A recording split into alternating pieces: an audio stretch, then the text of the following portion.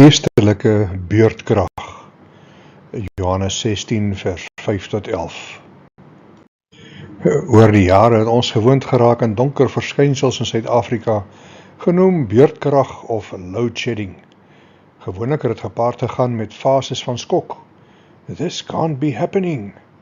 Wat dan oorgesit het in ongeloof. This can't be happening again. Dan die ontkenningsfase. This can't be happening again, you said that yesterday. En dan die woedefase. I'm missing my favorite soap opera.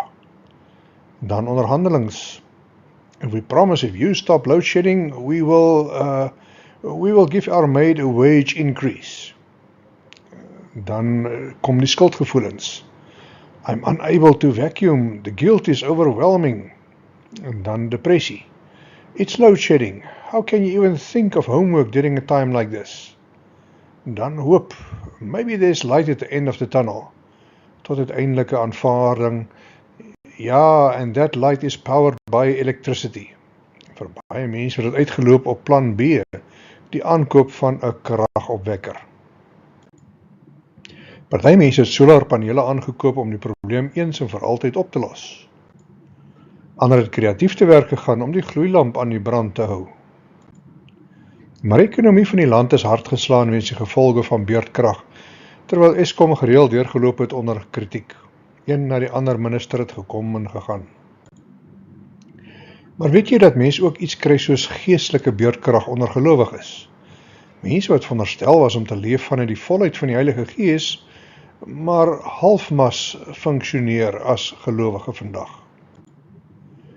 50 dae na Paasfees en die wonder van Jesus se opstanding word Pinkster gevier.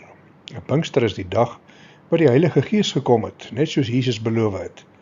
Hy sou die trooster wees wat vir altyd met die gelowiges sou wees en ook met ons. Don't even think about it, waarsku die pa sy seun wat wil marshmallows braai op die beskikbare vlammetjies in sy omgewing. Sedert duisende jare verbygegaan, die kerk het gegroei en vandag vind mens gelowiges selfs hier in die hart van die Midde-Ooste. Niks en niemand kan die Heilige Gees keer nie. En dis gaan die kerk aan om te groei, ten spyte van vervolging en swaar kry en oorlog. Pinkster is 'n bekende tyd in die kerk. Daar is talle goeie Christene wat die Bybel glo en baie maak van die doktrine van die Heilige Gees. Hulle bou 'n hele teologie rondom die Heilige Gees en sy gawes en hoe hy werk in die wêreld vandag. Daar word dikwels gepraat oor verskeie kontroversiële gawes en oor die doop van die Heilige Gees. Party groepe praat omtrent net oor die Heilige Gees. Dan is daar ander gelowiges wat nie baie praat oor die Heilige Gees nie.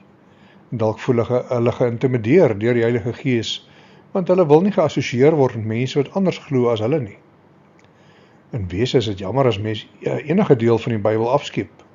Die hele Bybel is vir ons gegee om ons te leer en is van waarde vir ons as dit behoorlik geïnterpreteer word.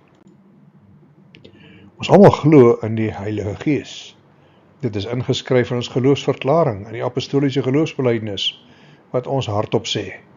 Daar is geen vraag of argument of debat daaroor nie. En wat ons nou gaan doen is om terug te gaan na die Bybel en weer te gaan lees wat Jesus vir ons te sê het oor die werk van die Heilige Gees.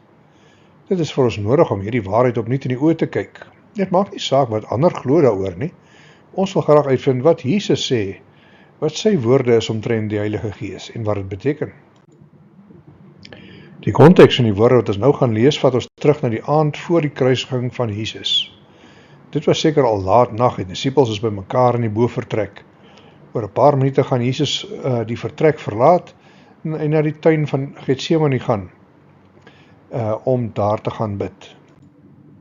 'n rukkie later sal Judas daar opdaag om hom met 'n soen te groet, tesame met 'n klomp soldate. Hulle gaan hom arresteer en voor 'n onwettige boendehof daag wat sal lei tot sy uiteindelike kruisiging. Die woorde wat ons nou gaan lees is van die laaste woorde van Jesus aan sy disippels voor die poppe die fan stryk. Die laaste woorde het gewoonlik betekenis en is belangrik om te onthou.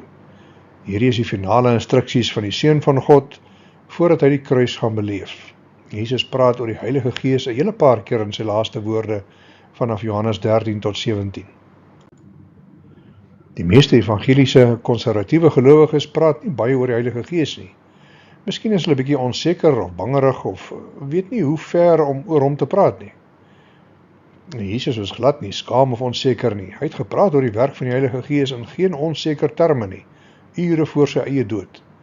Hy leer dus vir ons dat die onderwerp nie klein of onbenullig is nie, maar 'n belangrike onderwerp is om van te weet. En die feit dat Jesus so baie praat oor die Heilige Gees op die vooraand van sy dood, beteken dat dit iets is waarvan ons moet weet en reg moet verstaan. Ons gaan eenvoudig een vraag vra en antwoord vanoggend. Een wat vir Jesus so belangrik was, dat hy dit daardie nag aangeroer het in die bofortrek. Wat doen die Heilige Gees in ons wêreld vandag? Dit is nie 'n uitgebreide preek oor pneumatologie nie. Pneumatologie is die doktrine van teologie wat oor die Heilige Gees gaan. Dit sal seker 'n goeie 15 preke vat om dit alles te dek. Maar vandag gaan ons net inzoom op een klein gedeelte van 'n veel groter onderwerp. Wat doen die Heilige Gees in ons wêreld vandag? Dit is 'n belangrike vraag, want baie gelowiges is verward op hierdie punt. Sommige dink dat die werk van die Heilige Gees vandag is om ons as Christene te help om beter te voel oor onsself. Party neem aan die Heilige Gees is aan ons gegee sodat ons lekker warm en snoesig kan voel in die binnekant. Dit is wel 'n feit dat die Heilige Gees leef in die hart van elke gelowige. Dit staan buite alle twyfel, want die Bybel leer ons dit. Maar ek wil suggereer dat die Heilige Gees nie deur God gegee is in die eerste plek tot ons eie voordeel nie. Die rede hoekom die Heilige Gees gegee is en die rede hoekom die Heilige Gees in jou woon, het minder te doen met jou as wat dit te doen het met die mense wat jy elke dag mee in aanraking gaan kom. Die Heilige Gees is in jou gegee sodat wanneer jy die goeie nuus van Jesus met mense deel, die Heilige Gees deur jou sal werk om manne en vroue te trek na die koninkryk van God. Dit bring ons terug na Johannes 16. Jesus was besig om met sy disippels te praat op die vooraand van sy kruisiging. Die disippels was hartseer om te hoor dat hy hulle gaan verlaat. Hulle was bang, geskok, verward, gedisoriënteerd en deurmekaar. Hulle meester, hulle Here, die een wat wonderwerke doen, die Seun van God, gaan hulle verlaat. Hy gaan skielik verdwyn en terug aan die hemel toe. Hulle verstaan niks daarvan nie. Dit maak nie vir hulle sin nie. Hulle kloek soos 'n klomp verskrikte lammers saam rondom die skaapwagter in die donkerte van die nag. Hulle is bang om sonder hom aan te gaan.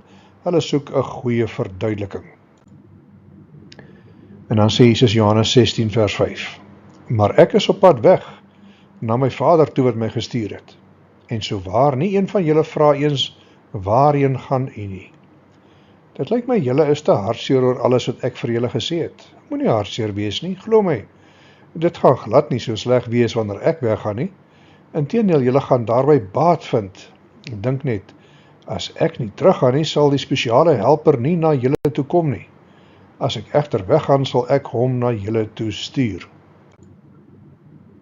En wanneer hy kom, sal hy sorg dat die wêreld 3 dinge waterpas in die oë moet kyk. Dit het te doen met hulle sonde en God se oordeel oor hulle. In die eerste plek sal hulle nie daarvan kan loskom dat hulle sonde gedoen het nie.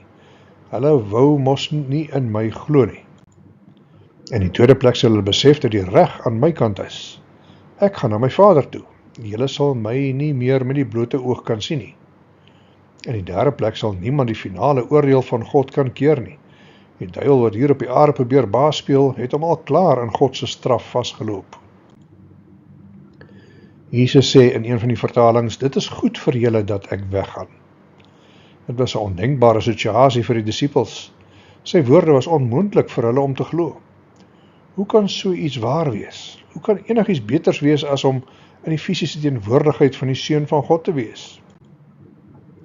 As daar 'n stemming uitgeroep sou word en iemand sou vra, sou jy eerder die Heilige Gees in jou wou hê of vir Jesus wat langs jou sit? Sou ons almal seker gestem het om eerder vir Jesus te hê, die Seun van God reg hierso, sodat ons met hom kan praat. Dit is heeltemal verstaanbaar. Ons almal dink dit is beter om die Seun van God in ons midde te hê. Maar Jesus sê nee, dit is beter vir julle dat ek weggaan, want as ek nie weggaan nie, kan ek nie die Heilige Gees stuur nie. Maar as ek gaan, sal ek die Heilige Gees stuur wat nie net met julle sal wees nie, maar ook binne in julle sal wees. Jesus gaan dan voort om te verduidelik wat die Heilige Gees gaan kom doen. wanneer hy ons wêreld betree. Hy noem 3 dinge. Wanneer hy kom, sal hy die wêreld oortuig van sonde, geregtigheid en oordeel. En wanneer hy kom, sal hy die wêreld oortuig van sonde, van geregtigheid en van oordeel. Wanneer die Helper kom, sal hy vir die mense van die wêreld bewys dat hulle verkeerd dink oor sonde en oor wie reg is voor God en oor die oordeel van God. En wanneer hy kom, sal hy sorg dat die wêreld 3 dinge waterpas in die oë moet kyk. Dit het te doen met hulle sonde en God se oordeel oor hulle. As Jesus praat van die wêreld, dan praat hy van die plek waar ons as manne en vroue leef, die menslike samelewing. Wanneer die Heilige Gees kom, sal hy die wêreld oortuig van hulle sonde skuld. Die woord oortuig som die werk van die Heilige Gees in vandag se wêreld op. Dit vertel vir ons wat die Heilige Gees gaan doen. Hy oortuig manne en vroue van hulle skuld voor God. En Moody stel dit so: when a man is not deeply convicted of sin, it is a pretty sure sign that he has not truly repented. Experience has taught me that men who have very slight conviction of sin sooner or later lapse back into their old life. Die Griekse woord wat gebruik word, kom vanuit die drama van 'n hofsaak. Dit is 'n woord wat verwys na wat 'n prokureur doen om sy kant van die saak te stel, om die regter of jury te oortuig van sy kant. Hy plaas die beskuldigde in die getuiebank en begin dan om bewyse op te noem teen die beskuldige. Al die bewyse word een na die ander uitgepak, feit op feit, totdat die bewyse so oorweldigend is, dat die regter geforseer word om te sê: ek bevind jou skuldig sonder enige twyfel. Dis 'n woord wat beteken om skuldig bevind te word in 'n hof. Dis om 'n oormaat bewyse teen iemand op te noem, totdat daar 'n skuldig bevinding is. Die woord beteken ook dat die bewyse teen die persoon so oorweldigend baie is, dat die beskuldige uiteindelik moet opstaan en bieg: ek erken dit, ek bely dit, ek is skuldig.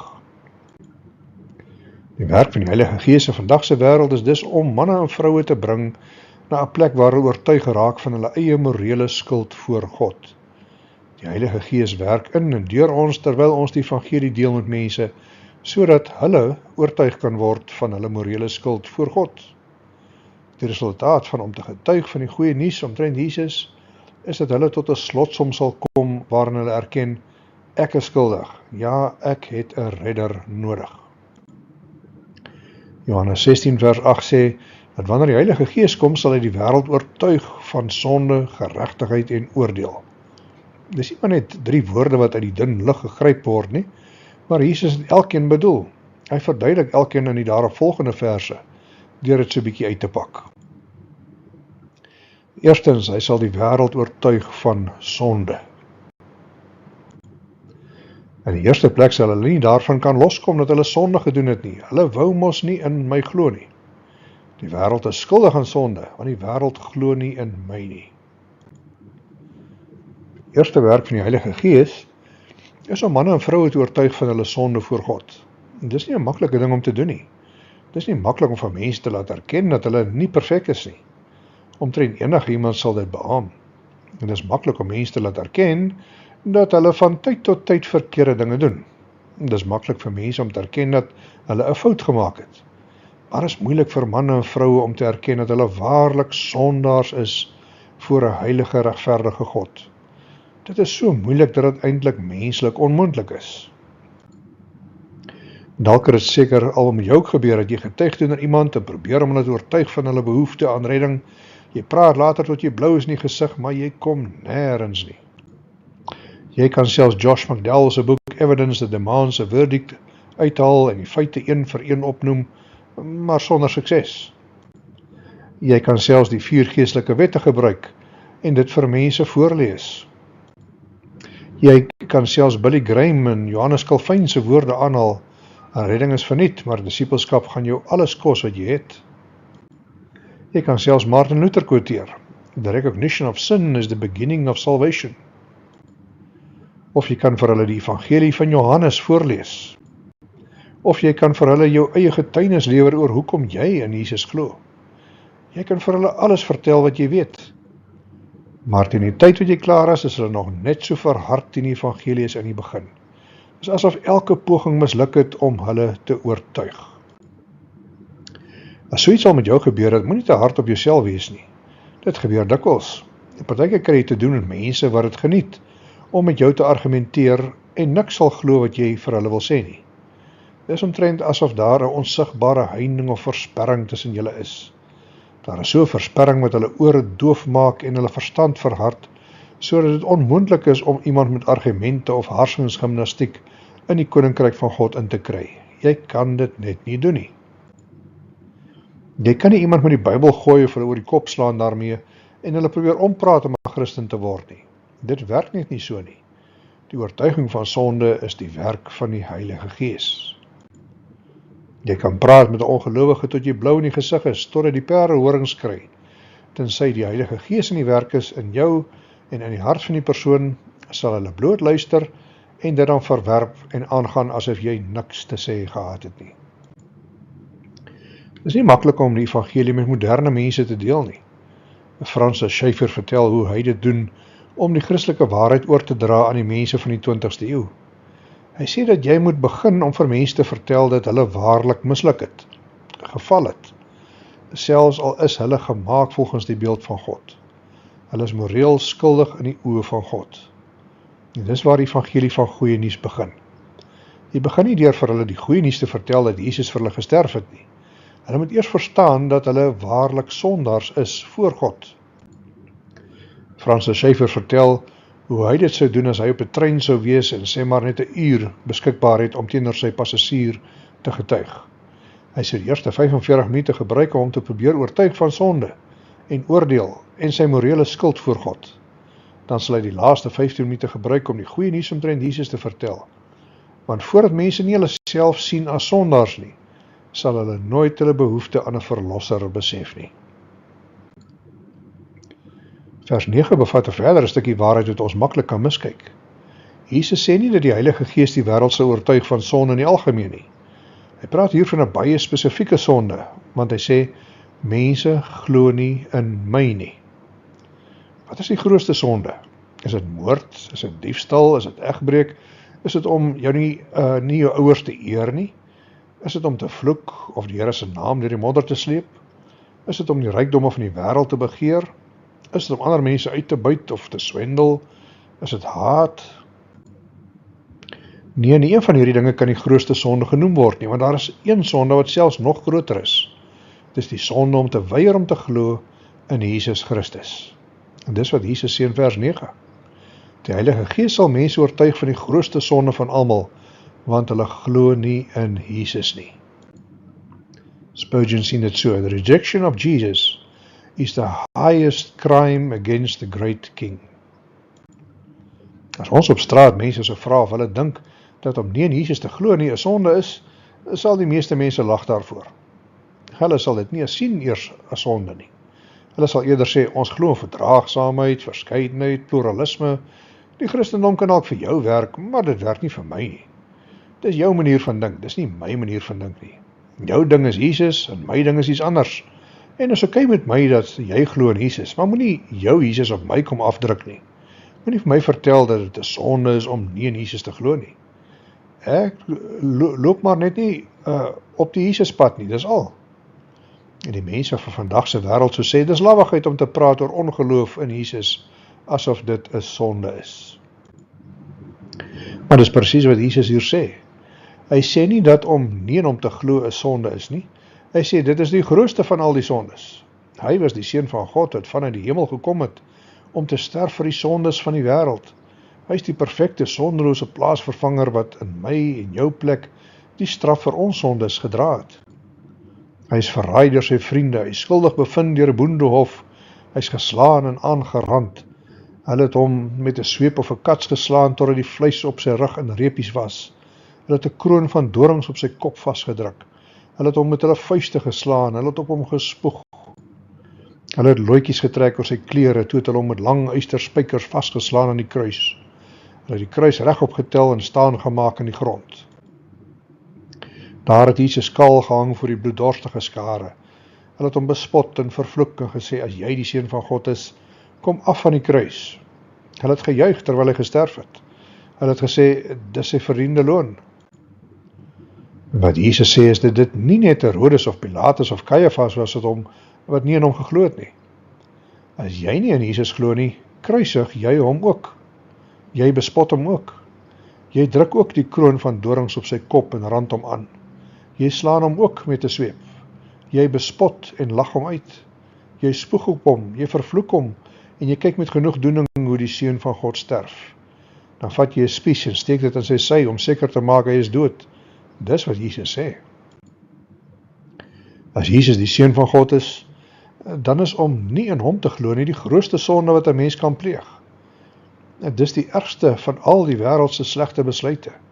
Dis die verkeerdste tree van al die verkeerde stappe wat jy kan neem. Daar is geen groter sonde of misdaad nie. Dink so 'n bietjie daaroor. Daar is geen groter sonde as om te staan in die teenwoordigheid van reine goedheid en dan geen liefde te hê nie. Om te luister na die woorde van waarheid en dan dit nie te glo nie.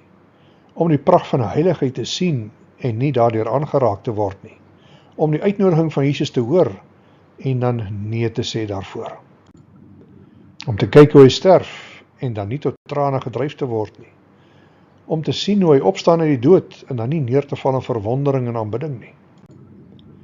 'n Sekere prediker, Dr. Harry Ironside, vertel dat hy pas klaar gepreek het tydens een van sy evangelistiese veldtogte, toe 'n mooi opgevoede aristokratiese jong dame nader stap om hom te sien. Sy was 'n vrou van grasie en waardigheid, maar sy was ontsteld.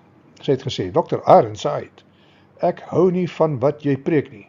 Jou prediking maak my ongerieflik. Ek is 'n goeie persoon, ek is nie 'n slegte persoon nie. Al my vriende sal dieselfde vir my sê. Ek het nie enige wette gebreek nie. Almal wat my ken, weet dat ek 'n goeie karakter het. Die enigste slegte ding wat jy van my kan sê, is dat ek nie kerk toe gaan nie en niks omgee vir Jesus Christus nie. Tog sit jy my in dieselfde klas as erge sondaars. Dr. Ironside het geantwoord, jong dame, veronderstel jy sê vir my dat jy 'n goeie persoon is, en dat jy al die morele wette volg na die beste van jou vermoëns. Al jou vriende weet dat jy 'n goeie karakter het, en sal vir jou opstaan om dit te bevestig. Maar daar's een ding wat jy moet weet, veronderstel jy sê, my ma is die beste en wonderlikste ma in die wêreld, tog voel ek niks vir haar nie, en wil haar uit my lewe uit hê. Wat sou jy daarvan dink? Die jong dame antwoord, ek sal nooit myself 'n goeie mens kan noem, en dan sê dat ek nie my ma lief het nie. Dr. Ironside het na haar gekyk en gesê, sien jy, nie dat ek vir jou gepreek het omtrent die een wat jou selfs liewer het as wat jou eie ma jou ooit kan lief hê nie? Een wat vanuit die hemel gekom het om aan jou plek te sterf, een wat sy eie lewensbloed gegee het, sodat jy vergewe kan word. Hy nooi jou uit om na hom te kom en vergewe te word. Jy sê jy gee niks vir hom om nie? Hoe dink jy sal God voel as jy so iets vir hom sou sê omtrent sy seun? Dis wat ek bedoel as ek sê dat die sonde van ongeloof die grootste van alle sondes is. Dis nie 'n ligtelike ding om nee te sê vir Jesus nie. Wanneer jy nee sê vir Jesus, maak jy die deur van die hemel vir jouself toe. Nie net het jy jou rug gedraai op die Seun van God nie, maar ook die grootste sonde van alle sondes gepleeg. Dis die werk van die Heilige Gees. Wanneer hy kom en jy preek die evangelie, sal hy die manne en vroue oortuig van hulle sonde van ongeloof, hulle sonde van nee sê vir Jesus. Hy sal hulle oortuig dat hulle 'n behoefte het aan 'n redder, 'n verlosser. In tweede plek, hy sal die wêreld oortuig van geregtigheid. Die reg is aan my kant, want ek gaan na die Vader toe, en julle sal my nie meer sien nie. Nog 'n vertaling sê, in die tweede plek sal hulle besef dat die reg aan my kant is. Ek gaan na my Vader toe, julle sal nie meer met die blote oog kan sien nie. Hulle dink verkeerd oor wie reg is voor God, want ek gaan na die Vader toe en julle sal my nie meer sien nie. Het is moontlik dat hierdie frase om die wêreld te oortuig van reg 'n hele paar dinge kan beteken. Dit mag beteken dat hy die wêreld sal oortuig van sy behoefte aan geregtigheid, of dit kan beteken dat hy die wêreld sal oortuig van ware reg wat beskikbaar is deur Jesus Christus. Beide is waar. Dalk is die teks meer persoonlik as dit. Jesus sê dat die Heilige Gees die wêreld sal oortuig aan sy behoefte om reg te laat geskied. Daar was 'n tyd toe Jesus op aarde geloop het en die meerderheid van die mense gedink het, hy was 'n krimineel. Die Fariseërs en Sadduseërs en tempelaristokrate, die godsdienstige maghebbers, het almal gedink hy was 'n krimineel. Hulle het hom gesien as 'n moeilikheidmaker, 'n misdadiger, iemand wat die skares opsweep. Party het selfs gedink dat hy vol van demone is. Jesus het wonderwerke gedoen, maar dan sou hulle daarop kommentaar lewer en sê dat Jesus het gedoen het met die krag van die duiwel. Oral tydens sy bediening kon mens die spanning aanvoel. Die gewone mense het in hom geglo, maar die magshebbers het tot die slotsom gespring dat Jesus nie 'n regverdige man was nie. Volgens hulle was hy nie 'n goeie mens nie, maar 'n slegte mens. Hy was nie 'n mag vir die goeie nie, maar 'n mag van die duiwel. Hy het nie van die hemel gekom nie, maar uit die hel.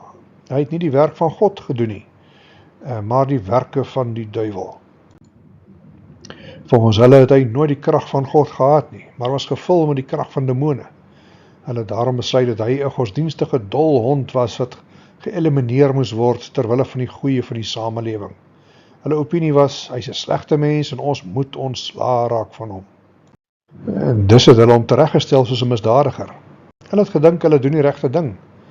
Hy was maar net nog 'n Galileese profeet, nog 'n fopkunstenaar, nog 'n charismatiese rabbi, wat die publieke opinie opgerui het en dan het dit uitgeloop op niks.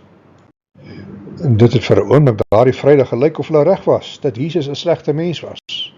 Dis hoekom hulle hom ter dood veroordeel het. Hulle het so gedink vir 3 dae. Hulle het die Saterdag wakker geword en hulle was reg. Hulle het middagete geëet en hulle was reg. Hulle het bed toe gegaan Saterdag aand en hulle was reg. Hulle het wakker geword Sondagoggend en hulle was verkeerd. Want iets het gebeur daardie nag tussen Saterdag aand en sonop Sondagoggend. In ons politieke stelsel sou jy appel aanteken as jy skuldig bevind sou word deur 'n laer hof. Die saak verskyn dan uiteindelik voor die Hooggeregshof. As die saak dit tot daar gemaak het, het die regters die mag om enige skuldige vonnis om te keer. Op daardie Sondagmôre was die vonnis omgekeer toe die hemele gepraat het ten gunste van die Seun van God. Die magtige hand van God het uitgereik, die klip weggerol en die Seun van God het uit die dood opgestaan om nooit weer dood te gaan nie. Toe het hy die dood opstaan, was dit God se manier van sê onskuldig. Hierdie man is my seun. Die wêreld het gesê hy is sleg, maar God sê hy is goed. Die wêreld het gesê hy is 'n moeilikheidmaker, maar God het gesê dit is my geliefde seun. Die wêreld het gesê hy is vol van demone, maar God het gesê hy is die koning van alle konings. God het as regter die saak eens en vir altyd opgelos deur Jesus uit die dood te laat lewendig word. Hy het opgevaar hemel toe en sit nou aan die regterhand van God die Vader. Dis hoekom Jesus sê dat die Heilige Gees die wêreld sal kom oortuig van regverdigheid, want hy gaan na die Vader en hulle sal hom nie langer sien nie. Dis die werk van die Heilige Gees om mense te oortuig dat hulle siening van Jesus verkeerd was. Die wêreld sê hy is net 'n goeie mens.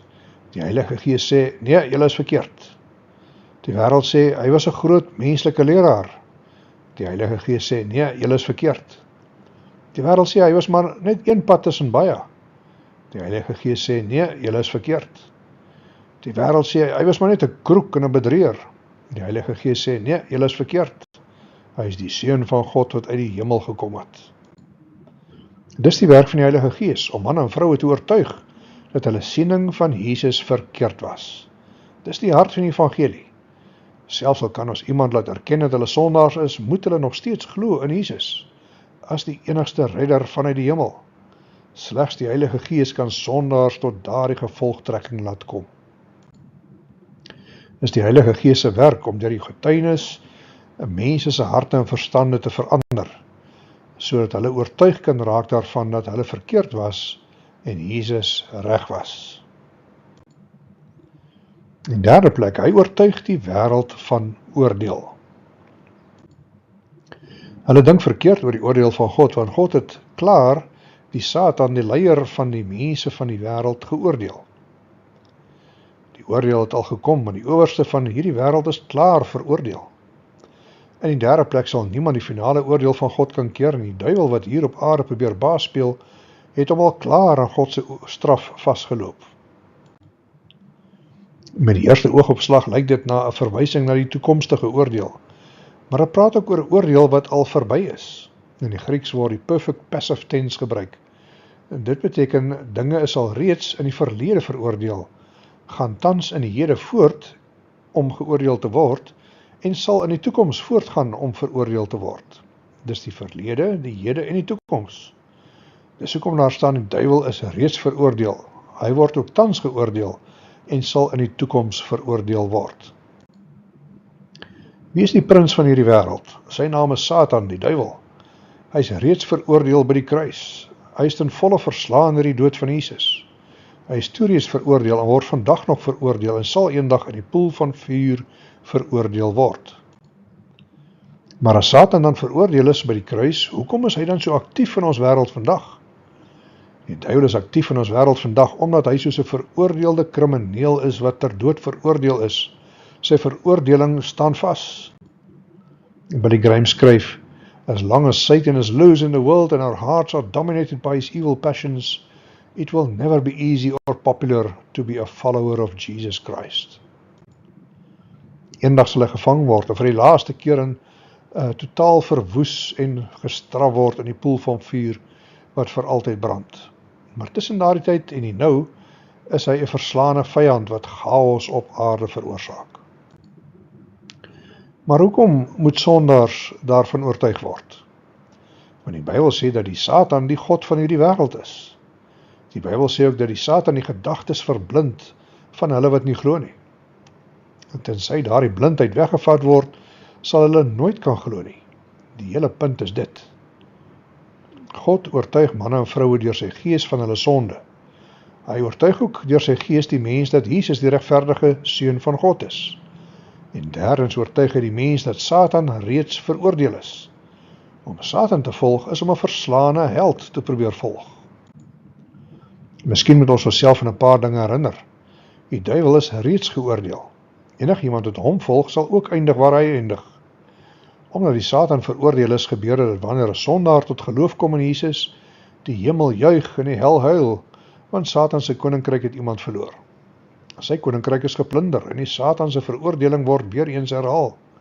Dis hoekom die engele bly is oor een sondaar wat tot bekering kom. Daardie een sondaar word oorgeplaas vanaf die koninkryk van die duisternis na die koninkryk van die lig, van die dood na die lewe. Romeine 8 vers 1 sê, daar is dan nou geen veroordeling vir diegene wat in Christus Jesus is nie. Dis goeie nuus. Die duiwel is veroordeel vir ewig. As jy in Christus is daar geen veroordeling meer nie. Nie vandag nie, nie môre nie, nooit nie. Dis die werk van die Heilige Gees, om ongelowiges te oortuig van hierdie waarheid, wanneer die evangelie verkondig word. Wat is dan die werk van die Heilige Gees? Die werk van die Heilige Gees is om ons te bekragtig deur die prediking van die evangelie, sodat wanneer ons preek of getuig teenoor mense en hulle die evangelie uit ons monde hoor, hulle dit sal glo en deel sal raak van die familie van God. Jy sal nooit iemand kan wen vir Christus deur jou woorde of argumente alleen nie. Jou woorde het egter lewensveranderende krag wanneer jy bekragtig word deur die Heilige Gees. En deur die Heilige Gees triomfeer die kerk oral in die wêreld. Dis net deur die Heilige Gees wat ons lewens sien verander en sien hoe die bose hok geslaan word. Hoe kan ons as gelowiges 'n verskil maak in die wêreld? Deur deel te neem aan betogings of aan politiek? Nee, dit is slegs deur die prediking van die goeie nuus, van die evangelie, deur die krag van die Heilige Gees. As ons so praat in die krag van die Heilige Gees, sal manne en vroue oortuig word omtrent sonde, geregtigheid en oordeel, en sal hulle aansluit by die koninkryk van God. Bill Bright het dit raak gestel. Successful witnessing is taking the initiative to share Christ in the power of the Holy Spirit and leaving the results to God. Wat het gebeur op Pinkster? Die Heilige Gees het gekom en kyk wat het toe gebeur, toe Petrus begin getuig het. Na Petrus se woorde het 'n groot aantal mense, omtrent 3000 tot bekering gekom. Daarna is hulle gedoop. Van toe af het hierdie nuwe gelowiges gereeld bymekaar gekom om te hoor wat die apostels leer. Hulle het nou in 'n splinternuwe verhouding met God en met mekaar gestaan. Hulle het ook gereeld saam geëet en saam gebid. Die apostels het groot wonderwerke onder hulle gedoen. Al die gelowiges het groot eerbied vir God gehad, en 'n liefde vir hom en vir mekaar het hulle in 'n hegte eenheid saamgesnoer. Daarom was hulle bereid om selfs hulle besittings met mekaar te deel. Hulle het alles verkoop wat hulle besit het en die geld vir die armes gegee. Dag vir dag het hulle ook na die tempel toe gegaan om God daar te aanbid. Hulle het ook by verskillende huise saam geëet. Hierdie maaltye was glad nie uitspattig nie. Al die gelowiges was vol vreugde. Hulle het God heeltyd geprys omdat hy so groot en goed is. Die gelowiges se lewenstyl het die ander mense in Jerusalem aangegryp.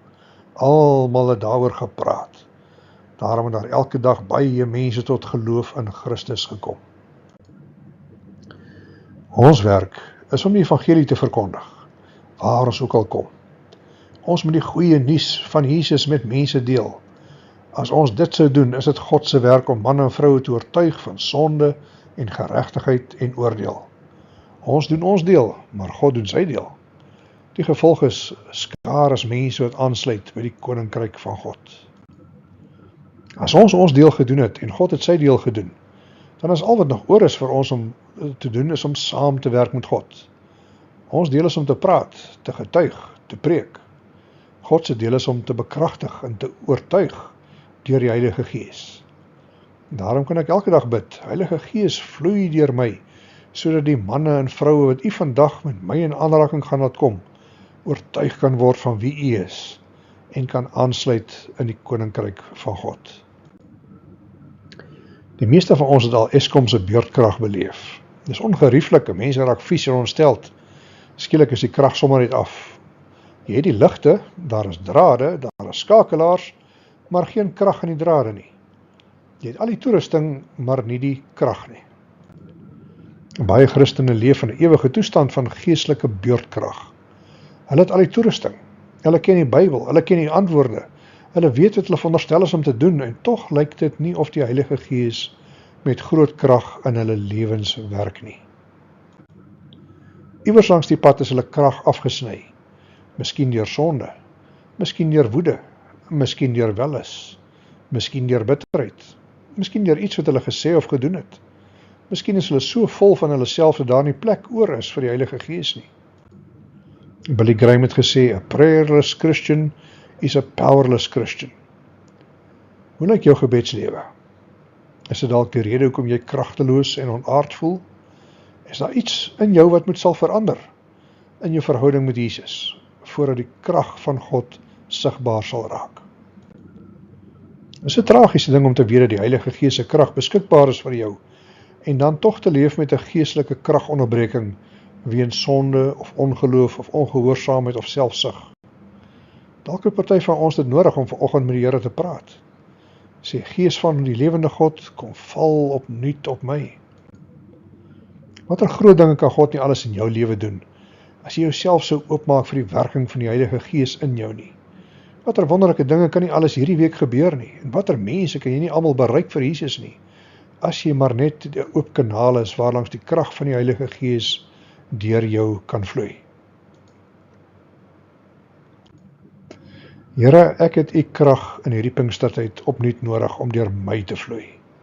As daar enigstens iets is wat 'n blokkasie veroorsaak het, wat keer dat U krag deur my werk, kom druk U vinger daarop en wys my. Ek wy myself opnuut aan U toe. Vul my van bakboord tot stuurboord met U Gees en maak my 'n oop kanaal waarlangs U kragtig kan vloei. Gee my daagliks die woorde om te kan getuig, sodat mense oortuig sal word deur U Gees. Amen.